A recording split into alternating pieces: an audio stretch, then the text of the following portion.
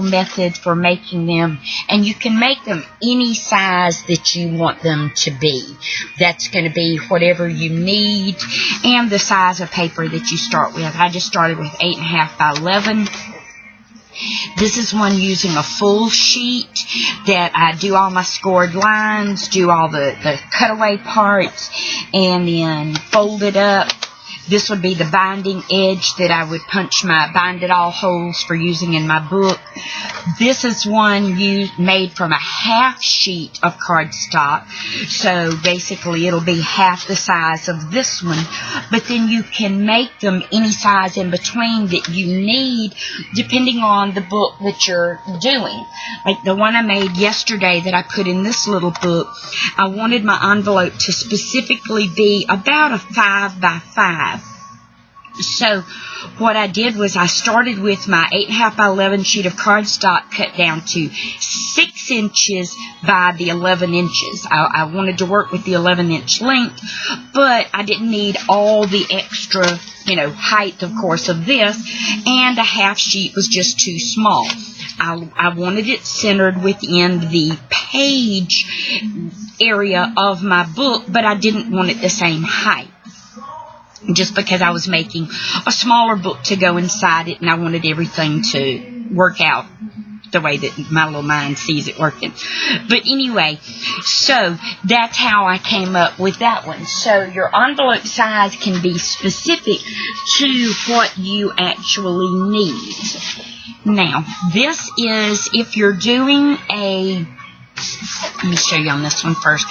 If you're doing one from a full sheet of cardstock, which is nice to go in any book that's got any height to it, like the 8.5 to 9.5 inch books, this will work perfectly because you're going to start with the full sheet of cardstock, which is 8.5 inches, but you're only going to end up with a 7.5 inch height for your finished envelope because you're going to score on either side at 1/2 inch. And I recommend when you score your 1/2 inch or at the 8-inch mark on one side, turn your paper completely around and score it on the other side. The main reason for this is if you use the 1/2 inch score mark here and here, your measurements are going to be off by between the 32nd and the 16th of an inch. That drives me nuts. So I score on my outer edge when at all possible so that I don't have that to worry about. Then, I knew I specifically wanted my fold-over tab for my envelope to be 1.5 inches. So I scored it at 9.5 inches, so I know that was out of the way. The remainder of the measurement that I'm left with is 9.5 inches. Half of 9.5 inches is, of course, 4 3/4, but I wanted a little extra gap between the front of my envelope folding up and the flap folding over. So I moved over 1/8 of an inch and I made my score mark at 4 5/8 inches. So when my envelope is folded together, I have a little more room for whatever I've got tucked in it to either get it out, or I just like the way that looks. And like on this one here, if you don't like the little square edge there, all you have to do is make that little angle cut to trim that off, and it's not that big a deal. Sometimes I trim it, sometimes I leave it. So this is the parts that you'll remove and what you'll be left with. You want to remove the 1/2 inch score sections from your end flap, or what I refer to as my front fold-up flap. You want to keep the integrity of the strength by keeping your fold-in tabs on your back section of your envelope. And then, of course, you'll remove the little tabs from the flap. When you remove them, you want to remember to cut these little angled lines so that when this folds in and this folds up, this is going to fold smooth and flat for you. You don't have that binding as if this tab was folded and would try to meet flush within that fold groove there.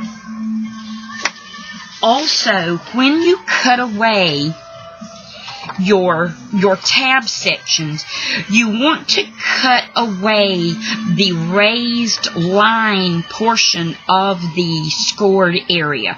Like this is the little tab piece that I cut away from this end. And you'll notice that the scored line is actually on the piece I cut away. And of course it's on this because I cut the little angle out. And the reason for that is when you fold everything up, you're going to get a more flush and smooth finish to your envelope by not having that raised area from the score inhibiting your finished piece. Once you kind of do that, you'll see what I'm talking about by cutting that, I call it the little humped score line out, then everything folds and fits flush together. Then that's the same thing I did on this one. So this is going to be the inside of the envelope is where your scored line or your hump is going to be to the inside of the fold, not to the outside. And then I just take my little corner rounder and round the corners. Oh, if I could see, it would be a whole lot better, I'm sure. But just round the corners. I just like that for the looks. And then fold all of your scored lines. Fold your bottom flap up, and then your top, and then there's your little envelope. So this is a half-size envelope. This is a full-size envelope, meaning this is made from the full sheet of cardstock or pattern paper. You can make them from pattern paper. I just like a little more durability if it's not a heavier, like patterned cardstock has a little more weight to it than just the actual patterned paper. This is from a half sheet. And this envelope was then made from a 6-inch by 11-inch piece. And then it has the half-inch flaps that, you know, where the front folds up, and that's what makes the envelope. And you'll notice I did trim off that little bit of corner there, just to where I had a little smoother look.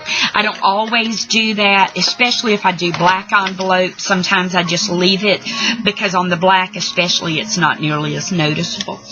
But that's just how I did the little envelopes, and that's how simple it is to make them.